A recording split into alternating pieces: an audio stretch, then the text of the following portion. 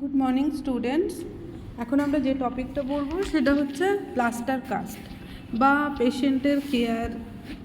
যে পেশেন্টের হয়তো প্লাস্টার কাস্ট আছে বা করা হবে, প্লাস্টার কাস্ট করতে গেলে কি কি লাগে, কিভাবে মেনটেন করব, কোন কোন পেশেন্টকে প্লাস্টার কাস্ট আমরা ব্যবহার করতে পারি, বা প্লাস্টার কাস্টের যে বিভিন্ন ধরনের টাইপগুলো আছে সেগুলো আমরা আজকে একটু পড়ব।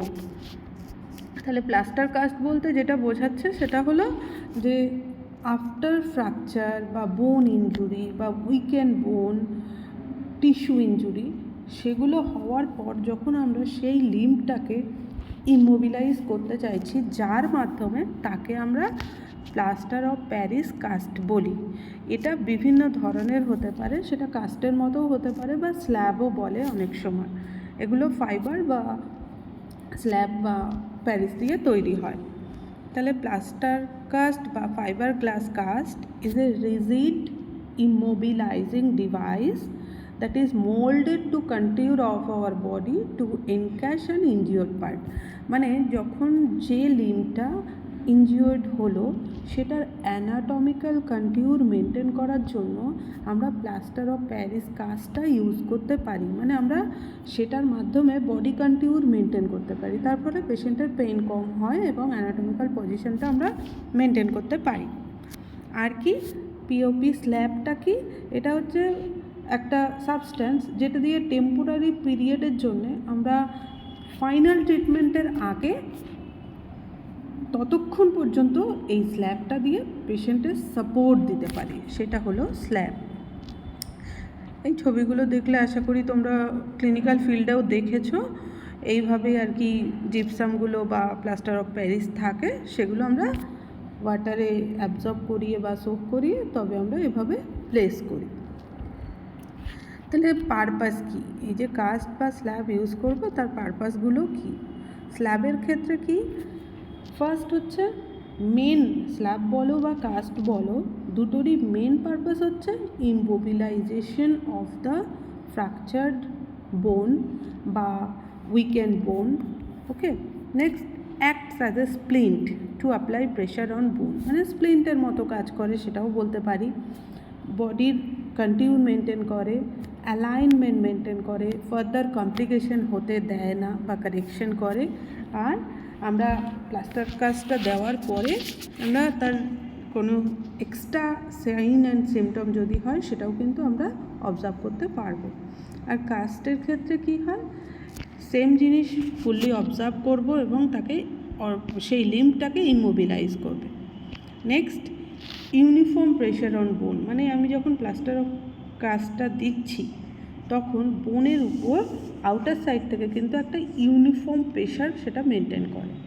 বোন উইকেন্ড বোনটাকে সাপোর্ট দেয়, স্টেবল রাখে এবং যে মিনিমাম যে মাইক্রো মুভমেন্টগুলো হয় কোনো জয়েন্ট বা লিম্বের, সেইগুলোও কিন্তু আমরা প্রিভেন্ট করতে পারি এই প্লাস্টার অফ প্যারিস কাস্টের মাধ্যমে। ইন্ডিকেশন কি? তাহলে কখন কখন আমি স্ল্যাব বা কাস্ট করতে পারি? বোন ফ্র্যাকচার আগেই পড়েছি আমরা, বা dislocation. Next soft tissue injury, bone weakness, আমরা কিন্তু এগুলো ডেফিনেশনেও পড়ে এলাম। Ligament injury, joint swelling due to disease, nerve tendon or vessel রিপেয়ারের ক্ষেত্রে, কনজেনিটাল ট্যালিপেস ইকুইনিভারাস তোমরা পড়েছো, বাচ্চাদের পিডিয়াট্রিকে আছে, বা ক্ল্যাপফুট, অ্যাকিলিস বা ক্যালকেনিয়াস টেন্ডন। তাহলে মোটামুটি এই কন্ডিশনগুলো যদি কোনো পেশেন্টের থাকে বা ওপিডি পেশেন্ট হয় তাদের ক্ষেত্রে কিন্তু আমরা প্লাস্টার অফ প্যারিস কাস্ট বা স্ল্যাব ইউজ করতে পারি। তাহলে এবার দেখে নিই এই টাইপসগুলো কী কী ধরনের আছে বা কত ধরনের আছে। ফার্স্ট আপার এক্সট্রিমিটি যদি দেখি তাহলে সেক্ষেত্রে আছে লং আর্ম কাস্ট। এখানে ছবিটা দেখেই বুঝতে পারছো লং আর্ম বলতে দেখো প্রায় ফুল আর্ম আছে, সেক্ষেত্রে কিন্তু এলবো অ্যাঙ্গেল দেখো কি সুন্দর মেনটেন করা হয়েছে এবং এদিকে রিস্ট থেকে শুরু হয়েছে। তাহলে কি applied to arm from the hand to about lower 2/3 of arm till the level below armpit, leaving fingers and thumb free. তাহলে বুঝতেই পারছো পেরিফেরাল এরিয়াটা একদম ওপেন আছে এবং ফ্রিলি মুভ করতে পারছে। আর ওদিকে জাস্ট আর্মপিটের নিচ থেকে আমাদের কাজটা শুরু হয়েছে। শর্ট আর্ম কাস্ট, ছবিটা দেখলে আশা করি বুঝতে পারবে। দেখো রিস্ট প্লাস্টার করা হয়েছে, যেখান থেকে ফিঙ্গারগুলো ফ্রিলি ছেড়ে জাস্ট মিড আর্ম পর্যন্ত বা এলবো, বিফোর দ্য এলবো, সেটা হচ্ছে short arm cast. Arm cylinder cast, তাহলে এটা দেখো হাতের পুরো রিস্টটা কিন্তু ছেড়ে দেওয়া, এছাড়া কি এলবো জয়েন্টের উপর থেকে টোটাল আমার আর্মপিটের আগে পর্যন্ত যে সিলিন্ডারের মতো প্লাস্টার কাস্ট, তাকে আমরা আর্ম সিলিন্ডার কাস্ট বলছি। এগুলো শুধু একটু মানে ছবিগুলো দেখে নামগুলো জেনে রাখো, যাতে তোমরা ভাইভাতে জিজ্ঞেস করলেও বলতে পারো। নেক্সট আসছি লোয়ার এক্সট্রিমিটির যে কাস্ট, তাহলে শর্ট লেগ কাস্ট, তার মানে বুঝতে পারছো শর্ট হবে। দেখো এখানে ফিঙ্গার টিপগুলোকে ছেড়ে দেওয়া আছে, সব ফিঙ্গারগুলোই ফ্রিলি মুভ করতে পারবে এবং just below the knee cast দেওয়া হয়েছে। Next long leg cast, long leg কাস্টে কী হচ্ছে দেখো অ্যাবাভ দ্য নি, ওদিকে মিড থাই পর্যন্ত বলতে পারি, আর এদিকে টিপ অফ দ্য ফিঙ্গার কিন্তু ছাড়া আছে, মানে ফ্রিলি যাতে মুভ করতে পারে। লেগ সিলিন্ড্রিক্যাল কাস্ট, তাহলে দেখো সেই ওখানেও যেমন ছিল হাতের ক্ষেত্রে পুরো রিস্টটা ছাড়া ছিল, এখানে কিন্তু পায়ের জাস্ট অ্যাঙ্কেল জয়েন্টের উপর থেকেই পুরো পাটা ফ্রিলি মুভ করতে পারবে, আর এদিকে অ্যাবাভ দ্য নি জয়েন্ট দেখো, বা মিড থাই বলতে পারো। তাহলে সেই অবধি যদি কোনো প্লাস্টার কাস্ট দেখতে পারো তাকে লেগ সিলিন্ডার কাস্ট বলা হয়। হিপ স্পাইকা, এগুলো ব্যান্ডেজিংয়ের সময় তোমরা দেখেছিলে, তাহলে সেটা কি দেখো যে প্রথম যে ছবিটা আছে সেটা হচ্ছে ইউনিল্যাটারাল হিপ স্পাইকা। এগুলো ম্যাক্সিমামই তোমরা অর্থোপেডিক ওয়ার্ডে হয়তো দেখেছো। এক্ষেত্রে দেখো ট্রাঙ্কটা আছেই, ট্রাঙ্ক কমন, তার সঙ্গে ইউনিল্যাটারাল মানেই বুঝতে পারছি একটা ল্যাটারাল, একটা সাইড, মানে একটা লিন কাস্ট করা, ঠিক আছে। নেক্সট 1 1/2, তাহলে বুঝতেই পারছি একটা ল্যাটারাল সাইড আর ট্রাঙ্ক স্পাইকা করাই আছে, আর বিলো দ্য নি বা আপ টু নি একটা প্লাস্টার কাস্ট করা আছে। আর bilateral long leg hip spica cast, মানে টোটাল বাইল্যাটারাল, মানে দুদিকেরই দুটো পাই কাভার করা আপ টু ট্রাঙ্ক, এটাকে বলে হিপ স্পাইকা। শোল্ডার স্পাইকা, এগুলো অনেকেরই দেখেছো তোমরা। তো শোল্ডার স্পাইকার ক্ষেত্রে কি, যে শোল্ডারটা স্পাইকা করা হচ্ছে বা প্লাস্টার করা হবে সেই শোল্ডারটাকে ট্রাঙ্কের সঙ্গে অ্যাডজাস্ট করে হাতের জাস্ট রিস্ট জয়েন্টের ওপর পর্যন্ত যে প্লাস্টার করা হচ্ছে তাকে শোল্ডার স্পাইকা বলা হচ্ছে। ফিঙ্গার স্পাইকা বা থাম স্পাইকা, দেখো ফিঙ্গারের ক্ষেত্রে শুধুমাত্র ফিঙ্গারের টিপ অফ দ্য ফিঙ্গারগুলো আলাদা করা, কিন্তু থামটাকে স্পাইকার ভেতরে দেওয়া আছে। আবার শর্ট যদি সেটা শর্ট ফর্মে করতে হয় শুধু হয়তো রিস্ট জয়েন্ট, সেক্ষেত্রেও কিন্তু এই ওপরের ছবিটাকে ফলো করো। এগুলোকেই বলে ফিঙ্গার স্পাইকা বা থাম স্পাইকা। বডি কাস্ট বা প্লাস্টার জ্যাকেট, এক্ষেত্রে কী হচ্ছে বোঝাই যাচ্ছে, বা ট্রাঙ্ক জ্যাকেটও বলতে পারি। সেক্ষেত্রে কী হচ্ছে মানে খুব কম ইউজ করা হয় যদি কোনো স্পাইনাল প্রবলেম হয়, তাহলে মানে আমরা বুঝতেই পারলাম যে পার্টটাতে আমার প্রবলেম বা যে পার্টটা আমাকে ইমোবিলাইজ করতে হবে সেই পার্টের কিছু ওপর আর নিচ পর্যন্ত, মানে অন্তত তোমার 4 থেকে 5 ইঞ্চ মতো অ্যাবাভ আর লোয়ারে আমাকে ব্যান্ডেজিংটা বা প্লাস্টার কাজটা করতে হবে। এগুলো রেয়ারলি ইউজ করা হয়, ঠিক আছে। অর্থোপেডিক ওয়ার্ড ছাড়া এগুলো মোটামুটি দেখা যায় না, বা বাড়িতেও কোনো পেশেন্ট যদি থাকে সেক্ষেত্রে দেখা যায়, হসপিটালে খুব কম দেখা যায়। নেক্সট মিনার্ভা কাস্ট বা মিনার্ভা জ্যাকেট, এগুলো আমরা কোথায় দেখি বলো তো, ওই যে সার্কাসগুলো হয় সেই রকম দেখতে হয় বলে এর নাম কিন্তু মিনার্ভা জ্যাকেট। এগুলো খুব কম ইউজ করা হয়। এখানে head, trunk, chest, back totally দেখো একদম কাস্ট করা। তাহলে এক্ষেত্রে কী হচ্ছে, স্পাইনাল ইনজুরি, হেড ইনজুরি যদি পেশেন্ট থাকে বা ফ্র্যাকচার থাকে সেক্ষেত্রে কিন্তু এই টাইপ অফ কাস্ট আমরা ইউজ করি।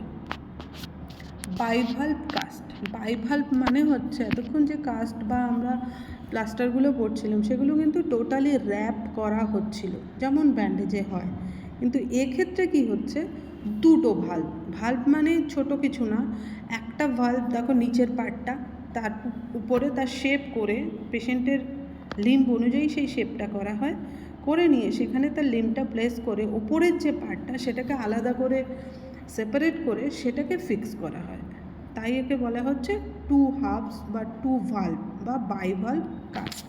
ছবিটা দেখেও তাহলে ক্লিয়ার হবে। এবার আমরা যেটা জানবো সেটা হচ্ছে তাহলে কাস্ট করতে গেলে আমাদের কি কি আর্টিকেলস লাগবে।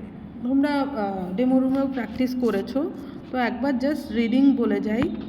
পিওপি কাস্ট বা ব্যান্ডেজ বা ফাইবার গ্লাস ব্যান্ডেজ, স্টকিনেট মানে কাস্ট করার আগে যে আমরা কটন দিয়ে অনেক সময় স্কিনটাকে কভার করে নিই যাতে র্যাশ না হয়, ইরিটেশন না হয়, এক্ষেত্রে বলছে একটা স্টকিনেট করে নিতে বা একটা ব্যান্ডেজ জাতীয় কিছু হালকা ইউজ করার জন্য।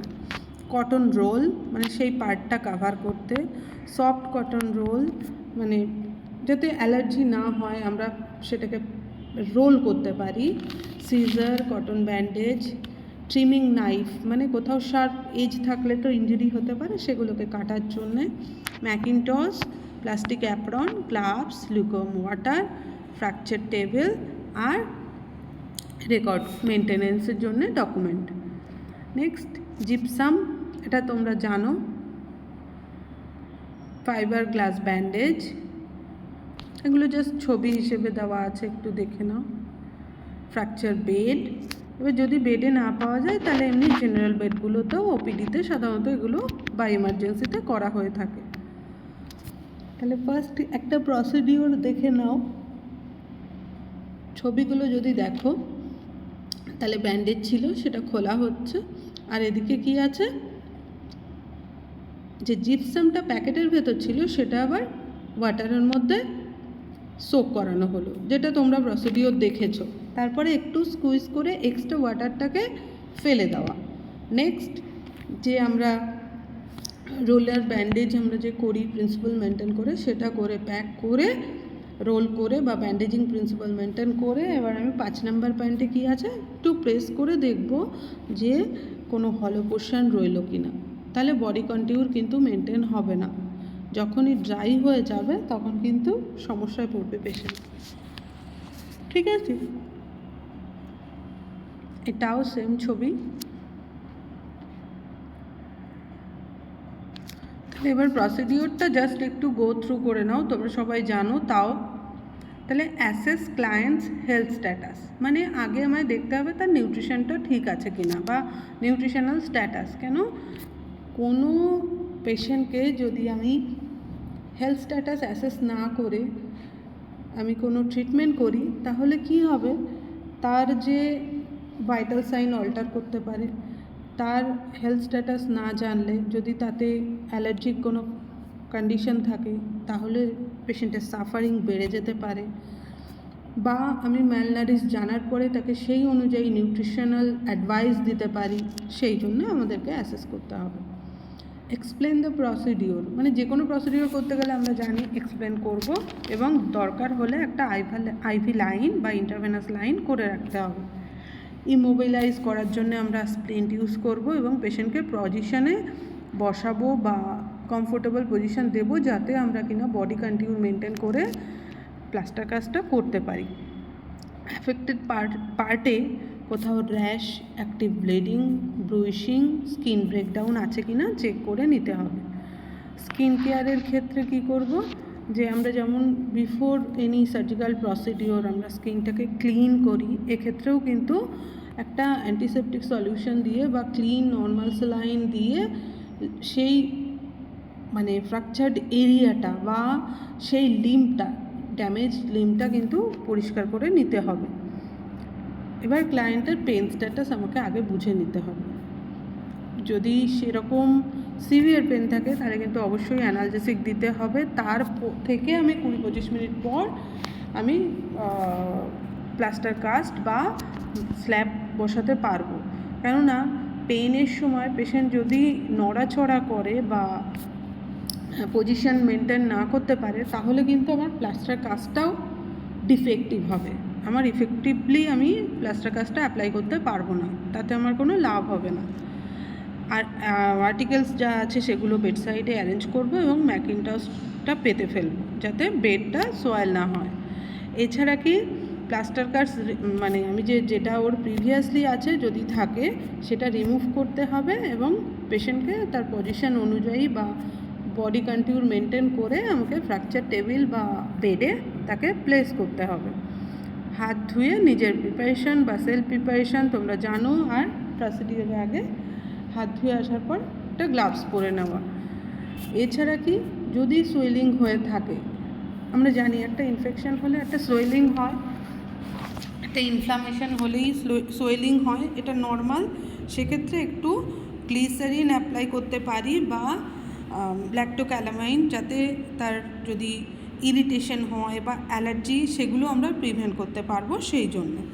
আর যদি স্টকিনেট মানে ইউজ করার প্রভিশন থাকে তাহলে কিন্তু সেটা দিয়ে একটুখানি স্টকিনেটটা পরিয়ে নিতে হবে, বা যদি না থাকে তাহলে কিন্তু হালকা তুলোর রোল সেটা আমরা ইউজ করতে পারি।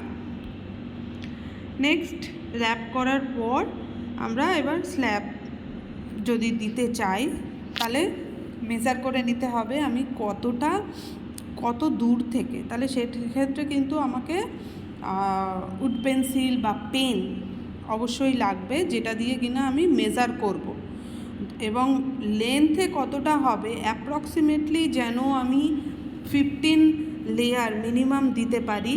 যে আমি যেখান থেকে শুরু করব ব্যান্ডেজিংটা বা প্লাস্টার অফ কাস্ট বা স্ল্যাব, সেক্ষেত্রে এস ম্যানারে আমি 15 লেয়ার মেনটেন করে তবে আমি সেটা ওয়ার্ম লিউকওয়ার্ম ওয়াটারে ডিপ করব, যাতে আমার ব্যান্ডেজিং করার সময় কম না পড়ে। কাস্টের ক্ষেত্রে সেম পিওপি ব্যান্ডেজটা আমি লিউকওয়ার্ম ওয়াটারে ডিপ করব, এক্সেস ওয়াটার হলে সেটা একটু স্কুইজ করে ফেলে দেব। এবং ক্ষেত্রেই যখনই ব্যান্ডেজটা করব, যে ওই দেখবে জলের ভেতর যখনই আমরা এই প্র্যাকটিক্যাল কাজটা করতে যাব বাবলস বেরোয়, ওই বাবলস থাকাকালীন ততক্ষণ কিন্তু আমরা ওয়েট করব। বাবলস থাকা মানেই ওর ভেতরে টোটাল ব্যান্ডেজিং বা পিওপি কাজটা জল সোক করেনি, তাই যতক্ষণ বাবলস বেরোতে থাকবে আমাদেরকে একটু ওয়েট করতে হবে। বাবলস বেরোনো বন্ধ হলে আমরা ওয়াটার থেকে ওটা তুলে এক্সেস ওয়াটারটা স্কুইজ করব। নেক্সট বেশি প্রেসার দেব না এই কারণে, তাহলে কিন্তু আমাদের কাস্ট ম্যাটেরিয়ালটা ঝরে যাবে বা পড়ে যাবে। এবার আমাকে রোল করতে হবে প্রিন্সিপাল মেনটেন করে, ব্যান্ডেজিংয়ের যে গোল্ডেন রুলসটা আছে সেটা মেনটেন করে আমি এবার ফ্র্যাকচারড লিম্ব বা ড্যামেজ লিম্বটাকে ব্যান্ডেজ করতে থাকবো আর চেষ্টা করব প্রিন্সিপালগুলো মেনটেন করতে। পিওপি কাস্টের ক্ষেত্রে সবসময় কটন ব্যান্ডেজ একটু চেষ্টা করতে হয়, সেটা দিয়ে যেন আমরা পোস্টেরিয়র পার্টটাকে সেফলি ব্যান্ডেজ করি। আর মোটামুটি যে পার্টে আমার ব্যান্ডেজিং করতে হয় সেই পার্টের উল্টো দিকে হেড অফ দ্য ব্যান্ডেজটা থাকবে। ব্যান্ডেজ মানে এক্ষেত্রে পিওপি কাস্টের যে হেডটা সেটার কথা বলা হচ্ছে। নেক্সট সেই ফাইবার গ্লাস কাস্ট বা স্ল্যাব যদি হয় সেক্ষেত্রে প্রপারলি রোল করতে হবে, কোথাও যেন মানে ইমপ্রপার না হয়, প্রপারলি করতে হবে, সব ইকুয়ালি ডিস্ট্রিবিউশন করতে হবে এবং কন্টিনিউ এটা অ্যাফেক্টেড পার্টটাকে কিন্তু র্যাপিং করে যেতে হবে, কোনো রকম মানে এক্সট্রা ছেড়ে দেব না। আমার টেনশন মেনটেন করতে হবে যাতে কখনো কোথাও এক্সট্রা কাস্ট মেটেরিয়াল যেন পড়ে না থাকে। আর কি বোথ সাইডেই আমরা যতদূর কাস্ট দেব, আমি যেখানে স্টকিনেট দিয়েছিলাম সেখান থেকে স্টকিনেট যেখানে শেষ হয়েছে সেই অবধিই কিন্তু আমাকে দিতে হবে। এক্সট্রা যেন কোনো স্টকিনেট বা কটন লেয়ার যেটা আমি কাভার করেছিলাম সেটা যেন এক্সট্রা বেরিয়ে না থাকে, সেটা খেয়াল রাখতে হবে। তেমনি যে এন্ডগুলো যদি কোনো রাফ এন্ড থেকে থাকে সেটা চেষ্টা করতে হবে ওই ভিজে থাকার সময়ই, মানে ওয়েট আছে তখনই কিন্তু কন্টিনিউ করে যাওয়া, না হলে কী হবে, ওই শার্প পেনগুলো দিয়ে পেশেন্টের লোকাল টিস্যু ইনজুরি হতে পারে। আর কি ওয়েট করব যাতে ড্যাম প্লাস্টারটা মানে তার যাকে আমরা ভিকটিমকে বা পেশেন্টকে ব্যান্ডেজ করছি বা কাস্ট করছি যেন কোথাও এক্সট্রা না লেগে থাকে, ফিঙ্গারে যেন লেগে না যায়, সেগুলো একটুখানি ক্লিয়ারলি আর কি অ্যাটেন্টিভলি ব্যান্ডেজিংটা করতে হবে। এছাড়া যেই দেখব আমার হয়ে গেছে তখন চেষ্টা করব কাস্ট এরিয়াটাকে ছেড়ে দিতে, যাতে আমার কন্টিউরটা মেনটেন করে এবং কোথাও ডিপ না হয়ে যায়, এক্সট্রা কোথাও প্রেশার না পড়ে, সেই জন্য জাস্ট হাওয়ার মধ্যে থাকবে এবং সেটা শুকিয়ে যাওয়ার ট্রাই করব। এছাড়া কি করব, পজিশনে রাখা যে লিঙ্কটাতে আমরা ব্যান্ডেজিং করেছি বা কাস্ট করেছি বা স্ল্যাব করেছি সেটাকে চেষ্টা করব একটু এলিভেট করতে।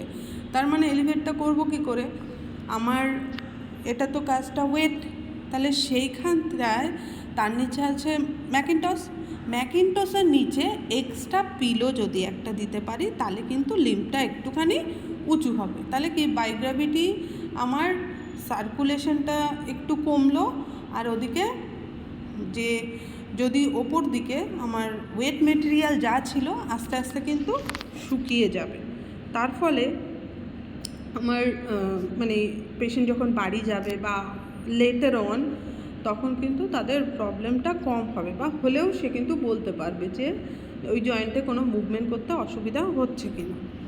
এবার আমি গ্লাভস রিমুভ করব, আর্টিকেলস টার্মিনেট করব।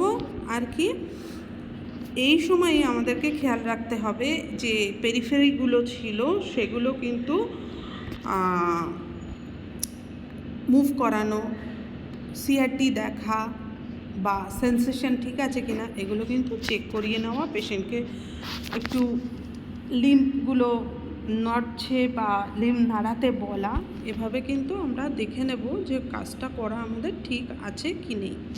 আর রেকর্ড করতে হবে কাজ করার আগে স্কিন কন্ডিশন কী ছিল, সার্কুলেশনের কী লেভেল ছিল, আর এখন কাজ করার পরেও এই সেম জিনিসগুলো আমাদেরকে রেকর্ড করতে হবে। আর পেশেন্টকে শিখিয়ে দিতে হবে কিভাবে এই কাজ নিয়ে সে অ্যাক্টিভিটি অফ ডেলি লিভিংটা কন্টিনিউ করবে। ওকে,